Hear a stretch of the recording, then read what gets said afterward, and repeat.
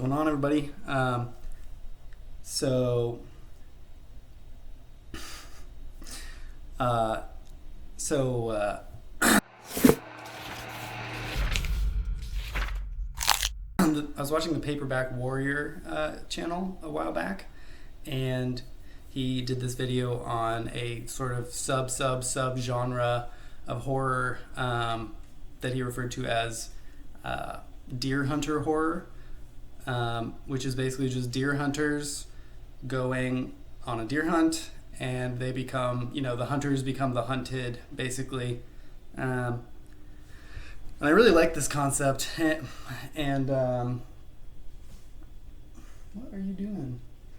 I really like this concept, and he showed off one book that I had heard of before, and I'd seen the cover before, but I didn't really know what the premise was or anything like that. And that book was Pop something. That book was Hunter's Blood by Jer Cunningham.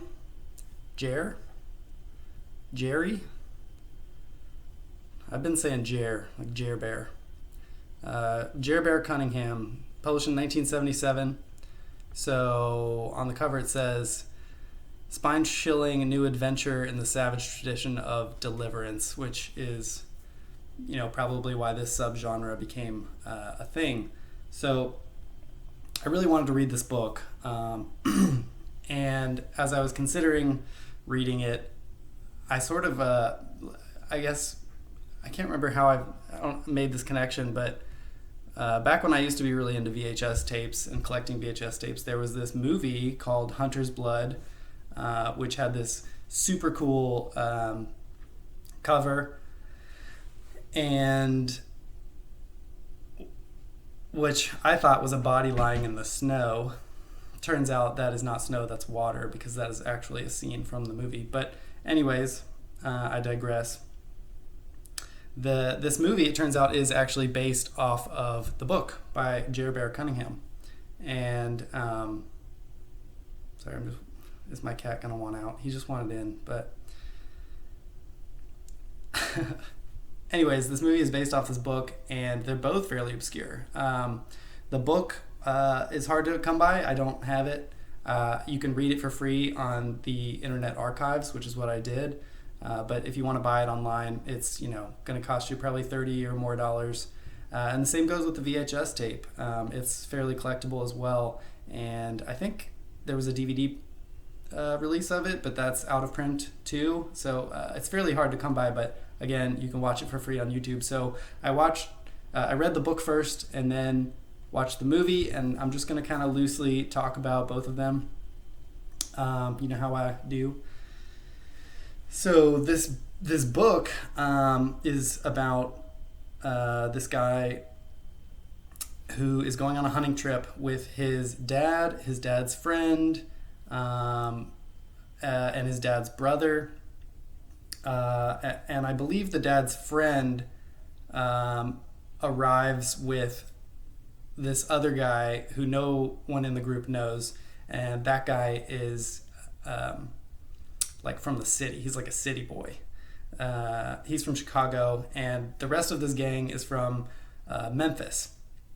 So like, a city, but not like Yankee City, I guess. But they all group up together early in the morning, and they head out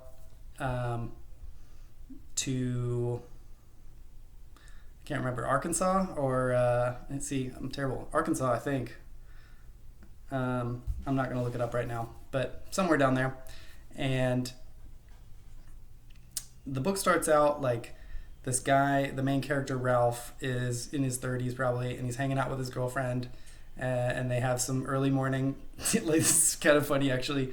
He wakes up and gets a call that's like, "Hey man, I'm outside your house. Like, are you ready?"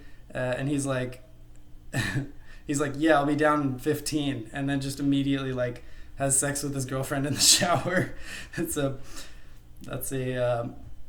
I don't know what that move is. Just making your buddy wait in the driveway.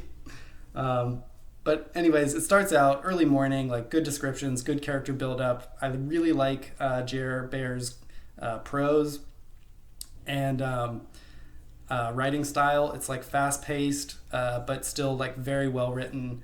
And it starts out, they go in this car and they're starting to pick everybody up, and the main guy is kind of like, I really like kind of just want to be staying with my girlfriend right now.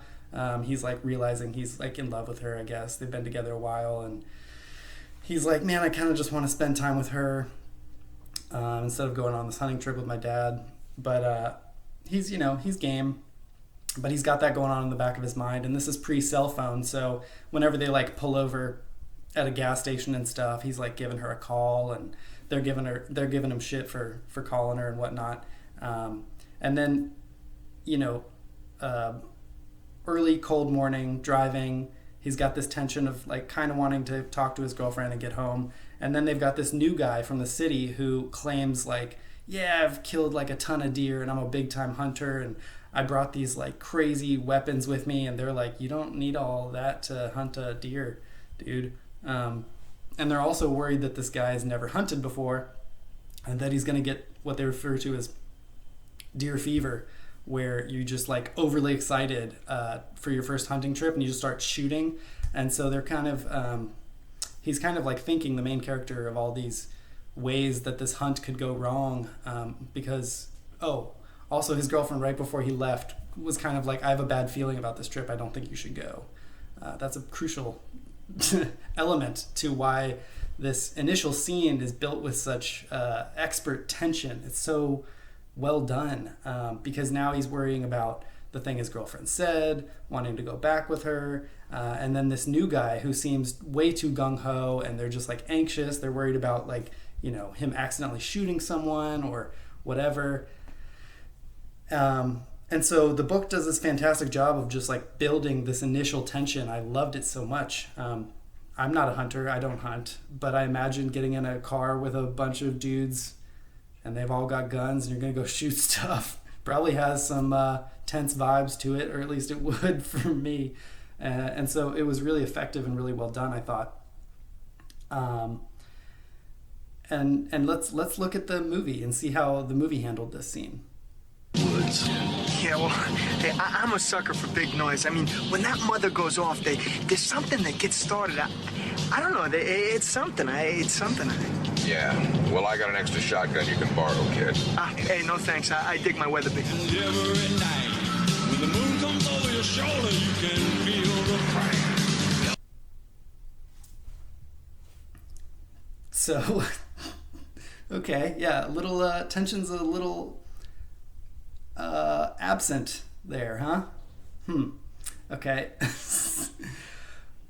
Anyways, they wind up going in the middle of nowhere, and there's a lot of talk of like rednecks, and they're kind of building that up, and they stop at this bar and have a little bit of like an altercation with the locals, and then they go out into these woods that are actually owned by one of the main. Oh, and I also forgot.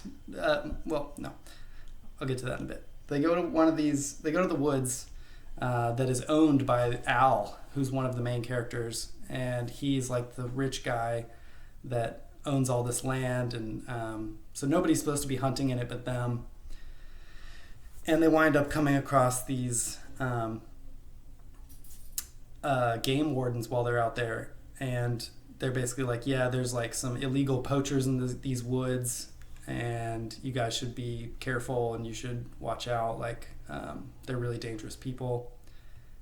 So then we start encountering these like redneck dangerous people, and they're pretty frightening and well described, and it just the book is basically just them, the hunters versus these lunatic redneck poachers, and it's fast-paced, so well written. The characters are great. It's just good, well done storytelling. I loved it so much. It's like not the most original or creative story. Like it's literally just what I described. But if you like that kind of horror, which I do, this like survival in the elements, type of horror, I think it's just like fantastically done. So I would honestly maybe even say 5-star read for me. So now let's go to the movie. The movie was directed by Robert Hughes, who I had not heard of. Yeah, he directed the Power Rangers knockoff show VR Troopers, and some of the actual Power Rangers show, and then he had the movie Memorial Valley Massacre, which was another horror film I've heard of, but basically kind of a nobody. The movie itself has not really any stars to speak of, other than a few minor names like Clu Gallagher and Billy Drago is in it as one of the bad guys. But for the most part, it's nobodies. And I found this interesting actually because it's an interesting example of how film and literature use completely different tools to tell a story. I mean, the book is perfect. I loved it so much, and the movie is shit. But on page, it's like almost a perfect. Well, no, it's a very well. It's an accurate adaptation. The action is almost identical for the first half of the book.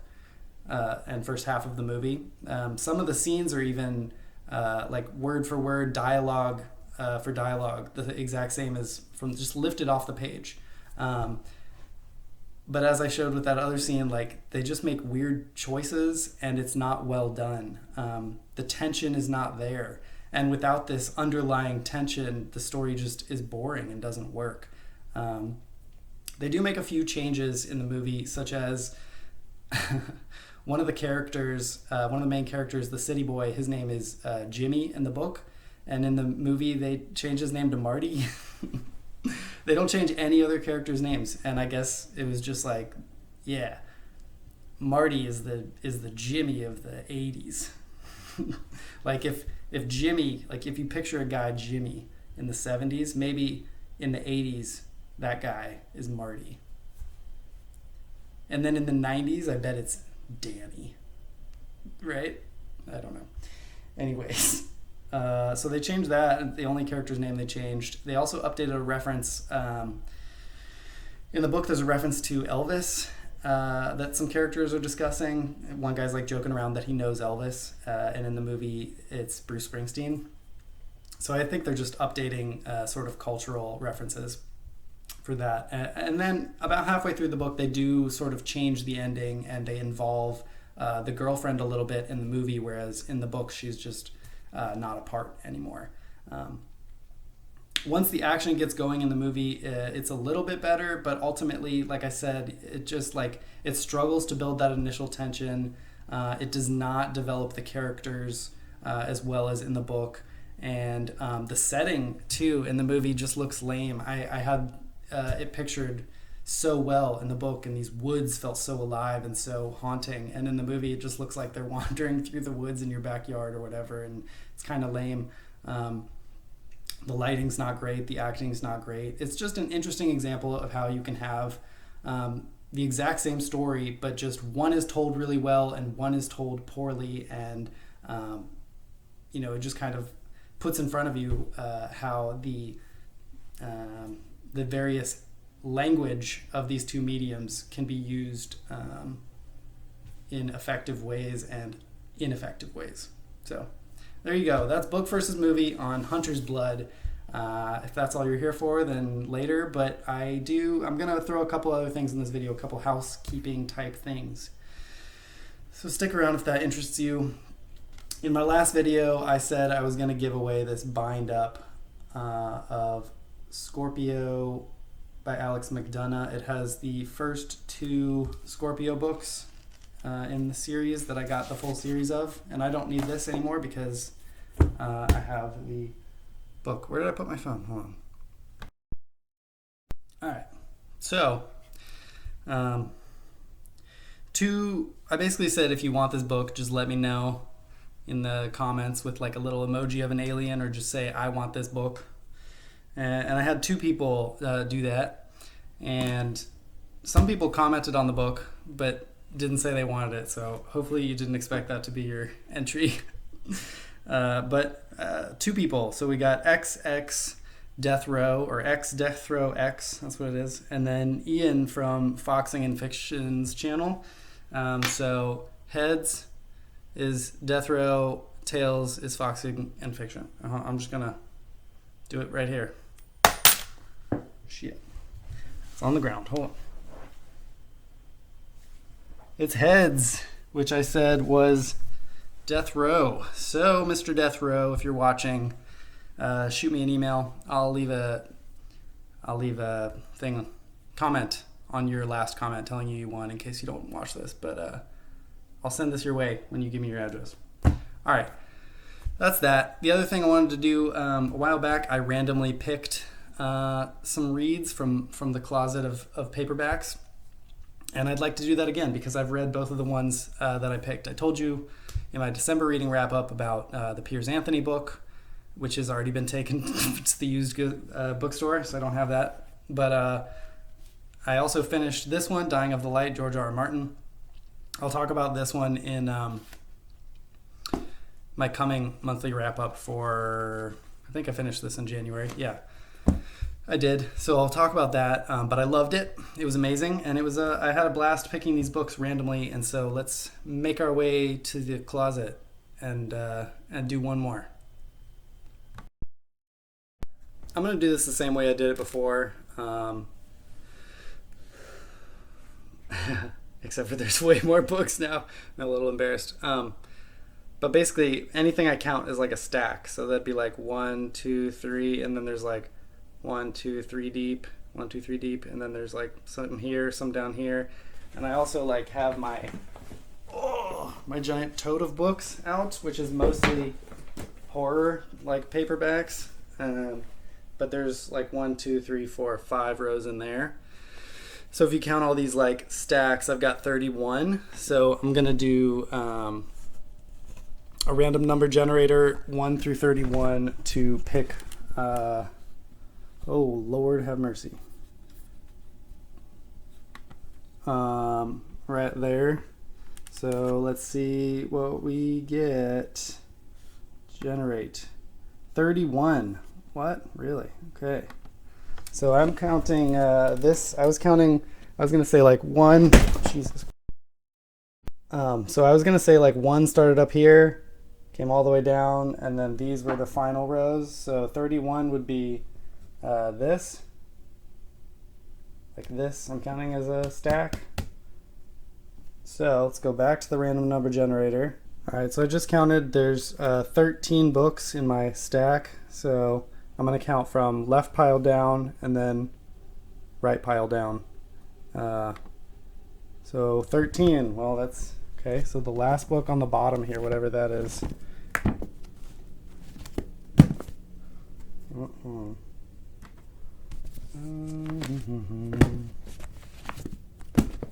All right. Oh, yep. So I'm going to read this one, Second Star by Dana Stabenow. Oh, yeah. I'm actually pretty stoked to read this one. It looks fun. I actually think there's a sequel to this, and I almost picked it up like a week ago when I found it, but I didn't. So, anyways, that's that, guys. Thanks for watching.